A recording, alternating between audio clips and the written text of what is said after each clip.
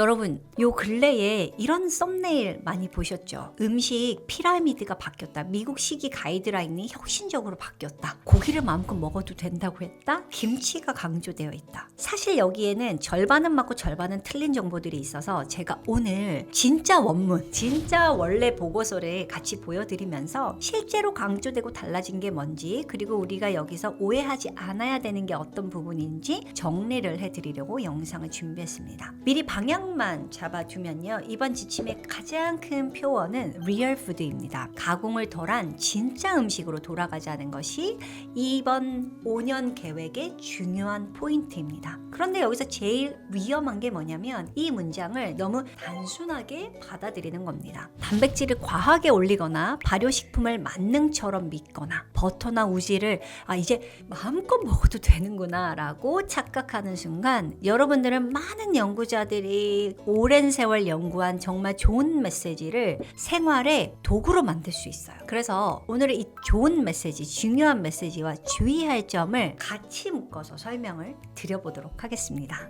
또 이 보고서의 뒷부분에는요, 생애주기별, 그리고 임신, 수유부, 청소년, 노년 파트, 그리고 비건들을 위한 내용들이 다뤄져 있는데요. 요거는 제가 다음 주 영상에서 한번 설명드리도록 하겠습니다. 오늘은 그 모두를 위한 음식 가이드라인, 이 변화와 그 뼈대 중요한 부분을 다뤄보도록 할게요. 첫 번째 메시지는요, 정말 중요한 거는 리얼 푸드입니다. 왜 갑자기 제1번에 리얼 푸드를 외칠까? 서문의 분위기가 진짜 명확합니다. 미국이 만성질환의 비상 상황에 가깝다고 그렇게 문제의식을 갖고 있어요. 그도 그럴 것이 비만, 고혈압, 당뇨, 이상 지질혈증과 같은 대사질환, 청소년들의 당뇨병 전 단계와 같은 지표들이 너무나 심각해요. 우리나라도 곧 그렇게 되겠죠. 그 배경에 무엇이 있냐면 고도로 가공된 식품, 정제탄수화물, 첨가당, 그리고 과도한 나트륨, 자식 생활을 지목하고 있습니다. 여기서 핵심은 한 줄입니다. 무엇을 더 먹어라 보다는 무엇을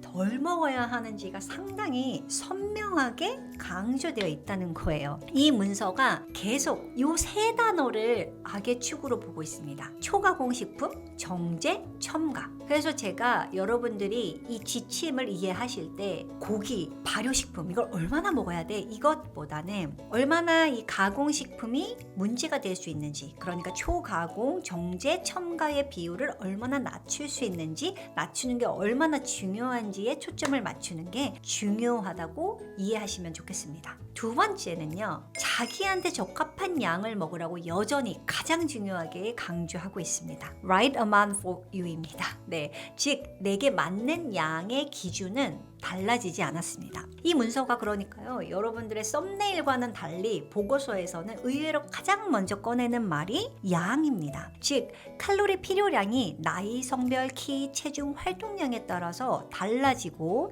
특히 칼로리가 높은 음식과 음료는 양 조절이 매우 중요하다, 이렇게 계속 강조하고 있어요. 근데 여기서 이제 제일 흔한 오해가 하나 있죠.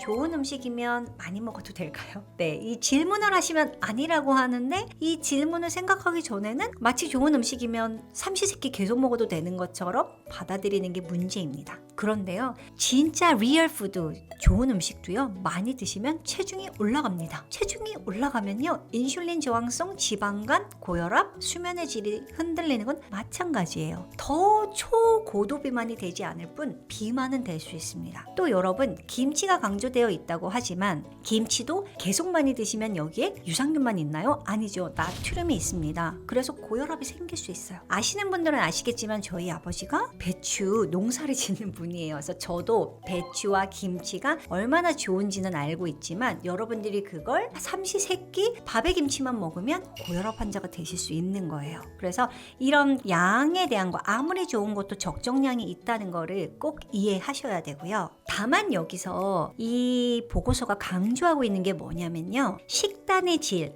그래도 리얼 푸드는 양 조절이 쉬워진다고 이야기하고 있습니다. 즉 진짜 음식으로 가면 이 포만 신호가 비교적 자연스럽게 돌아옵니다. 과자, 빵, 음료는요 뇌를 먼저 자극해서 과식하게 하죠. 계속 먹게 돼요. 배가 불러도 계속 들어갈 수 있게 해요. 그래서 이 지침에서 강조하는 건 초과고식품을 줄이는 거가 사실은 강조되어 있다기보다는 과식을 유발하는 환경을 줄여라. 그러니까 리얼 푸드를 계속 먹다 보면 포만 신호를 잘 읽게 되고 저절로 초가공식품을 멀리하기가 쉽다. 이런 부분이 있어요. 그러니까 이렇게 이해하시면 좋겠고, 여기서 오해 포인트 하나 더 짚고 가고 싶은데요. 단백질 목표가 나오거든요. 그래서 어떤 분은 단백질 그게 예전에 우리 강조량보다도 실제 높은 건 맞아요. 우리 한국 같은 경우는 체중 1kg당 0.8g의 단백질을 섭취하라고 되어 있고요. 지금 미국 가이드라인은 체중 1kg당 1.2g에서 1.6g의 단백질을 섭취하라고 되어 있어요. 여기서 진짜 중요한 포인트가 있어요. 미국 사람들은요 이것보다 훨씬 더 많이 먹기 때문에 좀 줄여서 적당히 먹으라는 게 체중당 1.2g이에요. 또 두 번째는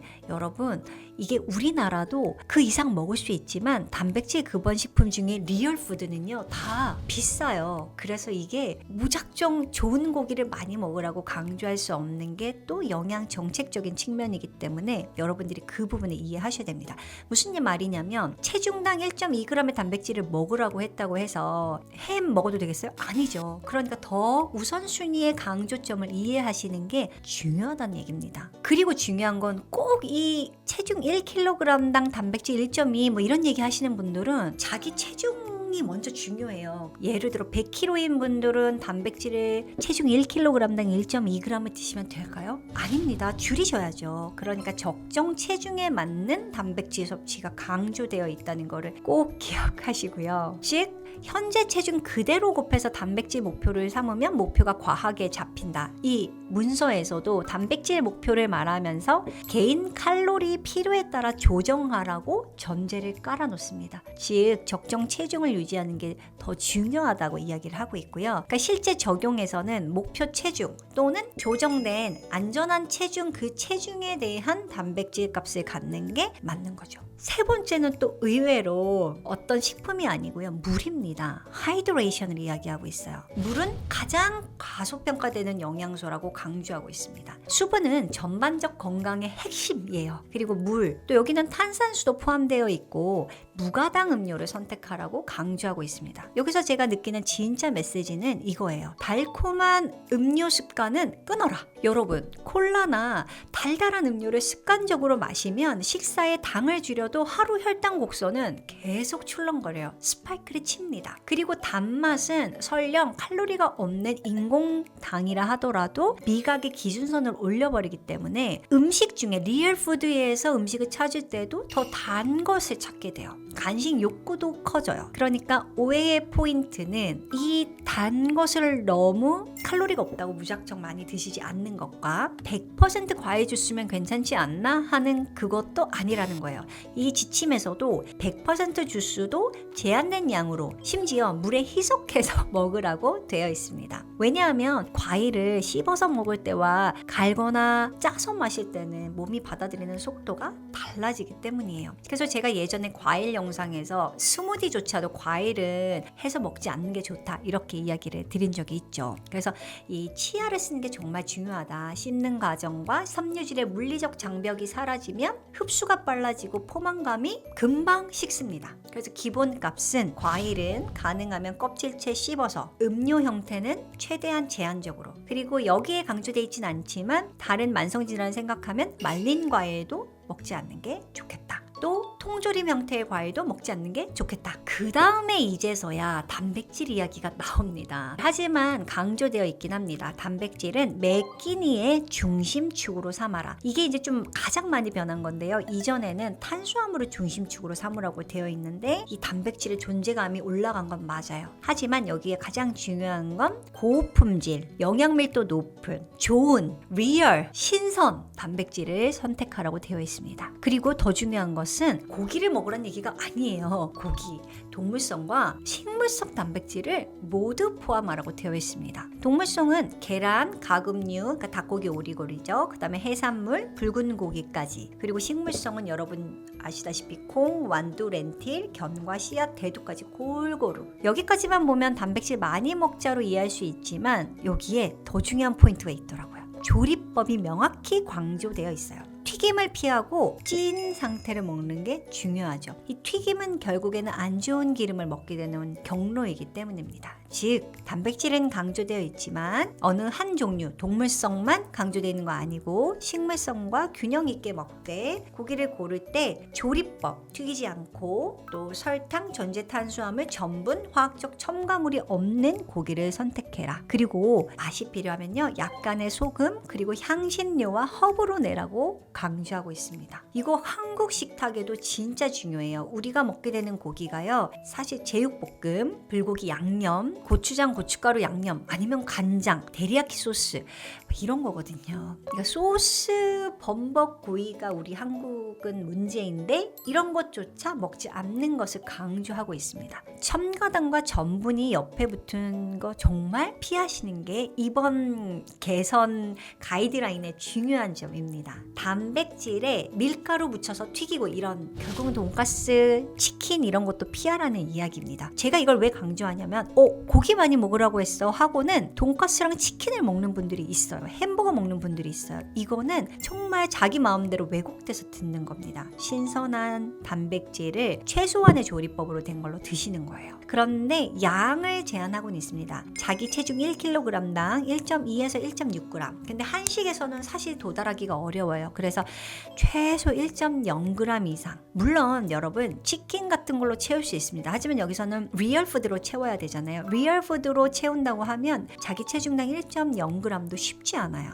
그리고 그 단백질 양의 한 절반 정도는 식물성. 원래는 식물성이 한 비율이 2 정도면 더 좋은데요. 여기서는 그게 어렵다면 1:1 정도도 괜찮습니다. 그래서 동물성과 식물성을 적절히 골고루 드시는 게 중요하죠. 여기서 관련된 영상과 보고서에서 강조하는 것은 결국에는 근육 이야기입니다. 그래서 근육을 지키고 더군다나 포만감을 유지시켜주고 특히 중년 이후에는 근감소를 막는 데 도움이 된다. 하지만 모든 사람이 같은 목표로 갈 수는 없습니다. 즉, 이 소화 기능이 떨어져 있거나 신장 기능이 떨어져 있거나 요산이 잘 올라가거나 특정 약물을 복용 중이다.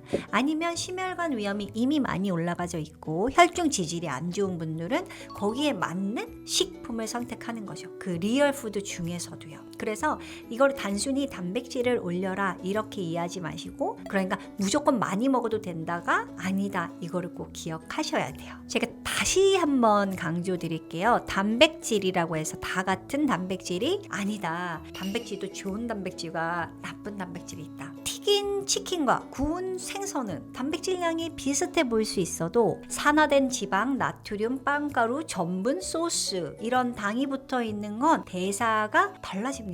부담이 달라져요. 그래서 단백질을 올릴수록 여러분 조리법을 항상 같이 보고 조리법을 같이 깨끗하게 만들어야 진짜 효과가 있는 겁니다. 그리고 하나 더, 그럼 정말 고기만 먹고 살아도 될까요? 아니죠. 그렇게 하면 여러분들 변비도 생기고요. 장내 미생물의 다양성도 떨어지고 사실 먹어보시면 알겠지만 조리법이 단순화된 고기만 계속 먹는 건 정말 질려요. 그래서 단백질을 강조하면서도 여기서는 채소, 과일, 통곡물, 발효식품을 같이 골고루 먹는 것을 강조하고 있습니다. 단백질이 중심축이지만 그 축을 받치는 건 섬유질과 미량 영양소라는 거예요. 그 다음은 유제품에 대한 이야기를 하고 있습니다. 그런데 여기서요 좀 독특한 게 전지방을 먹으라고 돼 있어요. 하프 이런 거 말고요. 유제품을 먹을 때 무가당 전지방 유제품을 포함하라고 돼 있는데요. 유제품은 단백질과 지방 그리고 비타민, 미네랄의 공급원이죠. 그러니까 보통 성인들 식사 2000칼로리 기준으로 보면 하루에 한 3번 정도 먹으라고 돼 있고요. 우리나라 같은 경우는 2번 정도 제공량이라는 게 이제 한 200cc 정도 되는 거거든요. 그래서 최소한 2잔 정도는 드시는 게 좋습니다. 근데요, 달달한 요거트, 딸기 요거트 이거 여기 해당되나요? 아닙니다. 달달한 라떼 해당되나요? 아닙니다. 플레인 요거트, 치즈, 그리고 우유 그 자체의 형태를 말하는 겁니다. 오해 포인트가 또 있는데 이 전지방 유제품이 모든 사람한테 무조건 지켜야 하는 최선이라는 뜻은 아니에요. 즉 콜레스테롤 반응이 좀 크거나 심혈관 질환이 높은 분들은 지방의 종류와 총량을 더 세밀하게 봐야겠죠. 그리고 유당불내증이 있으면 형태를 바꾸는 게 현실적이죠. 그러니까 심혈관 질환이 있는 분들은 한 번은 그 충분한 전지방 다 들어있는 걸 먹되 또 한 번은 저지방을 선택하는 것, 또 한국에서는 더 편리하게 두유를 선택하시는 것도 좋은 전략이죠. 다만 공이 가장 강조되는 것은 달달한 설탕이 들어있는 것은 피하는 게 아주 중요합니다. 그 다음 장 건강에 언급이 돼 있어요. 그래서 여기서 김치가 들어가 있거든요. 그래서 이 장 건강 박스에 이 발효식품하고 괄호 안에 사워크라우트 그리고 김치, 캐피어, 미소가 들어갑니다. 아마 일본에서는 이 미소가 들어갔다고 강조되어 있을 것 같아요. 하지만요 여러분, 이게 이번 개정에 바뀐 게 아니에요. 예전부터 김치 미소는 써있긴 했습니다. 근데 문장 구조가 이래요. 장에는 미생물군이 있고 건강한 식단은 균형 잡힌 미생물군과 소화를 도와준다. 그런데 초가공식품이 이 균형을 깨트릴 수 있다. 반대로 채소, 과일, 발효식품, 또 고섬유 식품은 다양한 미생물군을 살기 좋게 할 수 있고 그게 또 우리 인간의 건강에도 도움이 될 수 있다. 중요한 표현, 도움이 될 수 있다입니다. 즉 발효식품이 무슨 치료제가 아니에요. 그냥 식단 패턴의 일부입니다. 김치도 언급이 돼 있는데 이 김치를 이제 생리학적으로 좀 풀어보면 발효식품은 크게 두 경로로 영향을 줄 수 있어요. 하나는 살아있는 미생물 또는 그 성분이 장면역과 장벽 기능에 신호를 주는 경로가 되고요. 다른 하나는 발효 과정에서 생긴 그 부산물, 유기산이나 대사산물이 장 환경을 바꾸는 경로입니다. 그래서 아주 현실적인 포인트, 발효식품은요 일단 자기 입맛에 맞아야 돼요. 그러니까 이거 너무 싫은데 하면서 억지로 드시는 건 별로 건강에 도움은 안 되는 것 같아요. 그래서 맛의 만족도를 주면서도 초가공 간식으로 가지 않게 뭔가 다리를 놔주는, 근데 우리 한국인은 너무 받은 거죠. 이 발효식품에 되게 열려 있어요. 그래서 김치도 좋아할 뿐만 아니라 청국장도 좋아하고 요거트도 좋아하고 치즈도 좋아하잖아요. 그래서 이런 걸 골고루 드시면 됩니다. 와, 근데 김치가 써 있어. 김치 많이 먹을수록 장이 좋아질까요, 여러분? 네, 너무 많이 드시면 위가 일단 아프죠. 맵기 때문에, 그리고 나트륨이 많기 때문에. 그래서 꼭 이 나트륨 변수를 기억하셔야 됩니다. 김치는 장 건강의 퍼즐의 그 한 조각이지 이게 전체는 아니다. 동시에 나트륨 부담이 같이 따라붙는 것이기 때문에 실제 적용하실 때는 가능하면 채소, 단백질, 통곡물과 함께 그 식사 반찬으로 약간 드시는 거예요. 혈압이 높거나 신기능이 떨어져 있거나 몸이 잘 붓는 분들은 결국에는 김치에서 오는 나트륨으로 더 안 좋게 될 수 있기 때문에 사실 가이드라인에는 김치 4조각이 한 끼에 먹을 수 있는 양입니다. 깍두기 4개, 김치 4조각. 그러니까 정말 식사 마무리할 때 조금 드시는 정도가 되는 거죠. 그 다음은요, 채소와 과일입니다. 채소 비율이 3, 과일 비율이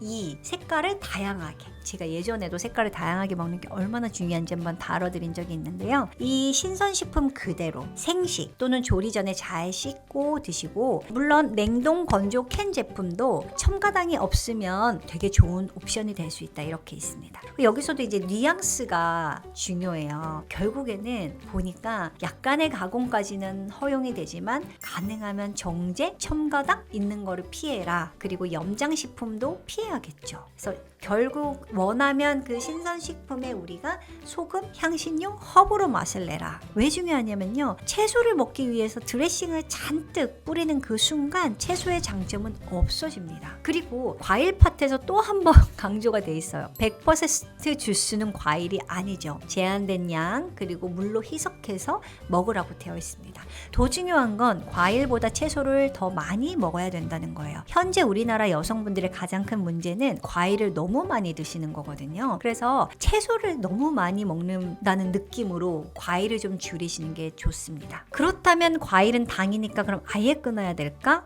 또 그것도 아니에요. 과일에도 충분히 섬유질, 폴리페놀, 칼륨, 비타민들이 들어있죠. 그래서 과일 자체보다는 이 과일로 배를 채우지 않는 거, 그리고 주스나 스무니처럼 흡수가 빠른 형태로 되는 거를 피하시는 게 중요합니다. 그래서 식사에는 단백질을 중심축으로 해서 두 끼를 충분히 또는 세 끼를 드시고 간식으로 과일을 조금 넣는데 이때도 여전히 단백질이나 좋은 지방을 넣어서 즉 요거트나 견과류를 넣어서 과일 간식을 먹는 게 중요하다. 그러니까 과일도 생각보다 적게 먹는다고 생각하고 야채 채소를 더 많이 먹는다고 생각하시는 것이 전반적인 질병 관리에 도움이 됩니다. 그리고요 지방 얘기가 이제 나옵니다. 건강한 지방은 많은 원형 식품에 들어있다. 그러니까 원래 모든 음식에는 좋은 지방이 들어있다. 이렇게 이야기하고 있습니다. 고기, 가금류, 계란, 오메가3가 많이 들어있는 생선류, 그리고 견과류, 씨앗류, 또 전지방 유제품, 올리브, 아보카도.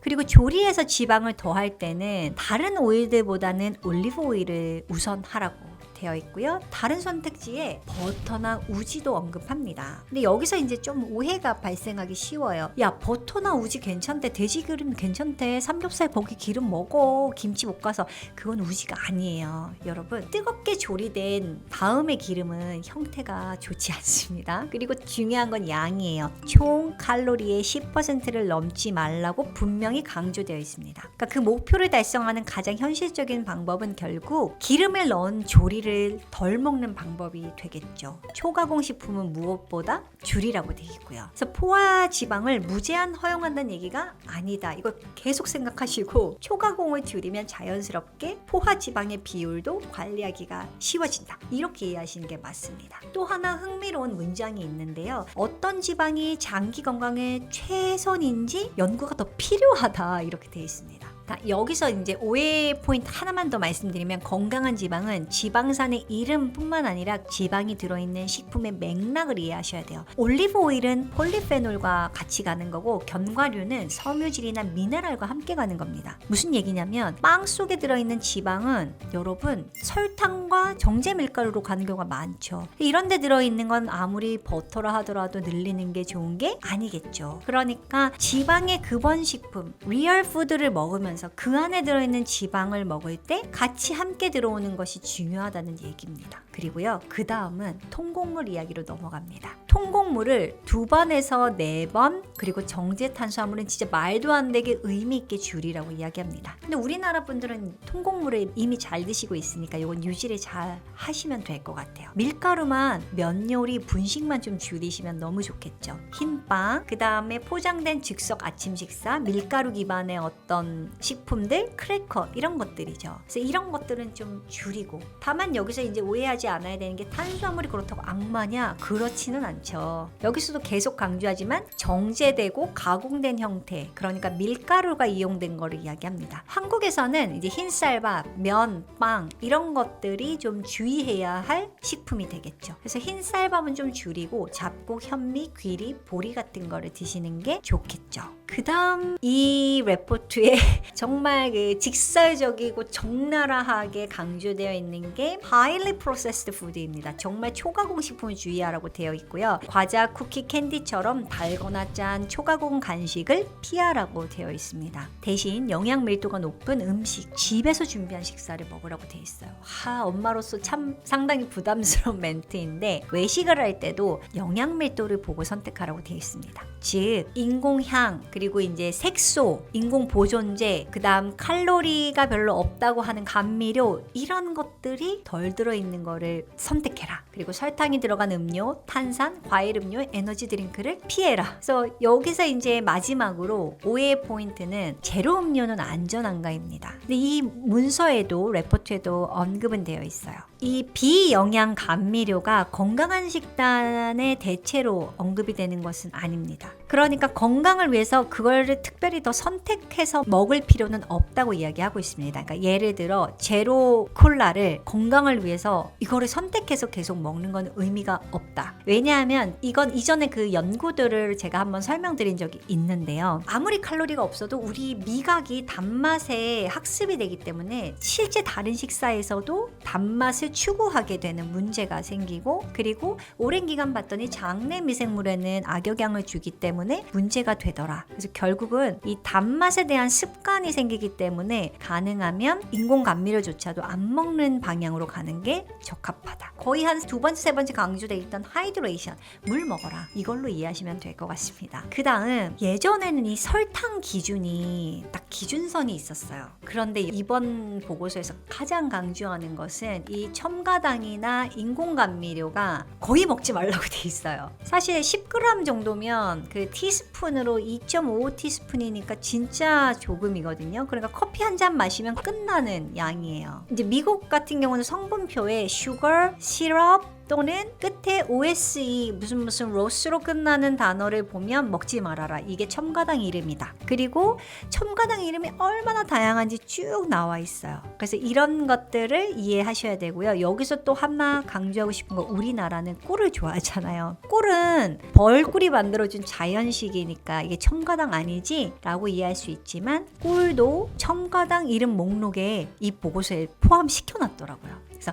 자연에서 왔느냐 아니냐가 기준이 아니라 어떤 음식에 추가로 넣었느냐 아니냐의 기준으로 보시면 됩니다. 즉 과일이나 플레인 우유처럼 자연적으로 존재하는 당은 첨가당이 아니지만 여기에 여러분들이 뭔가를 더 넣는다? 그럼 그게 꿀 같은 천연당이라 할지라도 첨가당이라는 거예요. 그 다음 술 얘기가 또 있더라고요. 술은 완전 안 먹는 게 맞다. 덜 마실수록 좋다. 뭐 예전에는 적절한 양이 있었거든요. 근데 지금은 limit이에요. 그래서 최소로 낮추고요. 그래서 결국 술은 아주 특별한 날 조금 먹는 것으로 선택하도록 강조가 되어 있습니다. 그리고 이제 마지막 나트륨이 강조되어 있는데요. 나트륨은 이제 성인의 경우 하루 2300mg 미만을 권장하고 있고 아직도 우리나라도 여기 도달하지 못했습니다. 좀 짜게 먹고 있는데요. 다만 활동량이 너무 높거나 식사량이 적은 경우에는 나트륨이 조금 더 필요할 수는 있겠습니다. 근데 여기서 중요한 포인트는요. 나트륨이 고도로 가공된 초가공 식품에 들어가면 짠맛이 덜 느껴져요. 그래서 짠맛이 덜 느껴지면 안 짠 게 아니다. 이거를 이해하셔야 됩니다. 짠맛이 과하지 않아도 나트륨이 높은 것들이 있어요. 특히 이제 설탕이나 장류와 섞여질 때 한국에서도 국, 찌개, 면 국물, 김치, 장류 이런 것들이 겹치면 맛이 감칠맛에 가려져서 나트륨이 생각보다 많이 먹게 되는 경우가 많습니다. 그래서 이 장 건강의 한 요소로 된장이나 김치가 선택이 될 수는 있지만 여전히 적정량을 먹는 게 매우 중요하다는 거, 그리고 국물 요리를 먹으면서 김치도 많이 드시면 안 된다는 거, 이거를 꼭 기억하시고요. 제가 지금까지는 이 모두를 위한 가이드라인의 핵심 문서를 읽고 정리를 해본 거예요. 즉 정리를 하면 이렇습니다. 리얼 푸드를 먹어라. 근데 여기서 제가 항상 느끼는 괴로움이 있어요. 리얼 푸드는요 사실 조금 비싸요. 그래서 결국에는 이 가공식품을 먹는 경우에 경제적 이유가 많이 있거든요. 그래서 가능하면 어떻게 이거를 좀 더 좋은 정보를 드릴까 제가 항상 고민하고 있는데, 어쨌든 오늘은 가이드라인이 있는 그대로 전달드리려고 하다 보니까 리얼 푸드를 먹으라는 것이 강조가 되어 있고, 그렇지만 여러분들이 이게 버터나 우지 이런 것들을 많이 먹어도 된다, 기름을 많이 먹어도 된다, 이런 의미는 아니라는 거. 기름을 많이 먹어도 되는 것 역시 리얼 푸드에 포함되어 있는 것들을 먹으면서 전체적인 양은 조절해야 된다는 거를 꼭 잊지 않으셔야 됩니다.